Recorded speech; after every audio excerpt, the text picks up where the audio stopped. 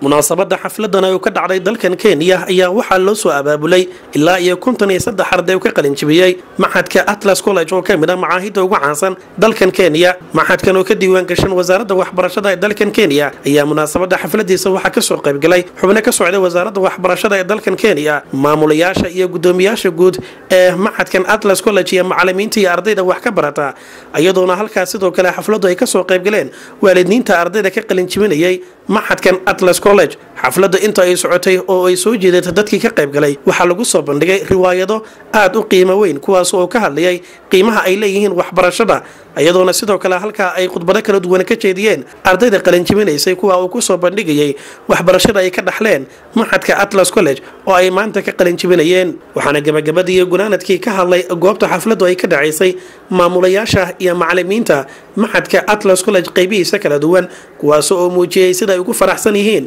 maanta oo ardaydooda ay ka qalin jabinayaan waxbarashada ay ka dhigteen maxadka. waxaan ugu horeyn halkaasi ka hadlay macallin Qadar Maxamuud Diiriye oo kamid ah macallimiinta Maxadka Atlas College kaas oo shucuurtiisa dareenkiisa ku muujiyay maalintan farxadda leh ee ardaydiisu ay qalin jabinayaan. run ahaantii waxa meesha taagan waxa waaye qofka bani aadamka ah qofka bani aadamka ah waxaa fiican in uu ka faa'iideysto waqtigiisa. waxaan rabaa inaan si toos uga hadlo waqtiga. haddaadan waqtiga ka faa'iideysanin waxa way kuuma soo noqonayo. waxaa laga yaabaa da'dan in badan inay sii soconayso.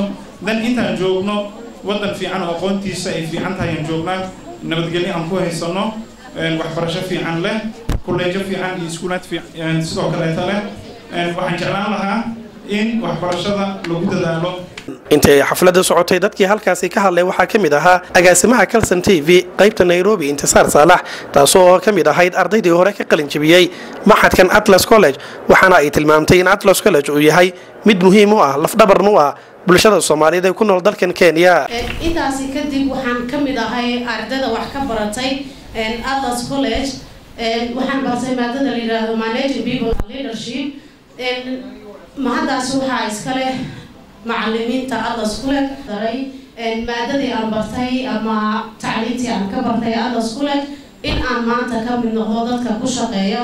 macallin Cabdicaziis Axmed Gurbiye oo ah agaasimaha eedka ee Atlas College ayaa dhankiisa waxa uu tilmaamay in bulshada Soomaaliyeed ay yihiin kuwa aan inta badan u firfircooneen dhanka waxbarashada, waxaana uu sheegay in qoys kasta uu ku tiirsan yahay hal qof oo waxbartay, taasoo uu tilmaamay inay tahay baahi taagan oo Atlas College iminka uu doonayo inuu ka tirtiro community-ga Soomaaliyeed ee ku nool dalkan Kenya. waxaan rabnaa inaan idin sheegno ardayda maanta qalin jabinayso inaan u diyaarin program ah markii ay qalin jabiyaan ma sii diri doono insha Allah taala. ardadan sida ay u dhan yihiin waxaan u geyn doonaa goob ay ku tababartaan haddii ahlaan isbitaallo iyo goobo kale ilaa ay sii wadaan oo kariyagooda iyo shaqadooda ay ka dhistaana waan daba socon doonaa biidnillaahi alkariim.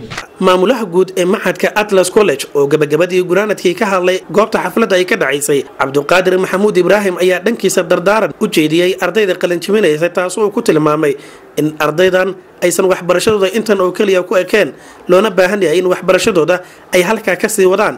waxaana bulshada Soomaaliyeed guud ahaan ugu baaqay in waxbarashadu ay tahay muhiim, loona baahan yahay in cid kasta ay waxbarato si nafteeda iyo qoyskeedaba ay u anfacdo. ma iga rumaysanaysaan ardada Atlas College ka baxday qaar kamid ah inay Canada iyo Mareykanka ka shaqeeyaan?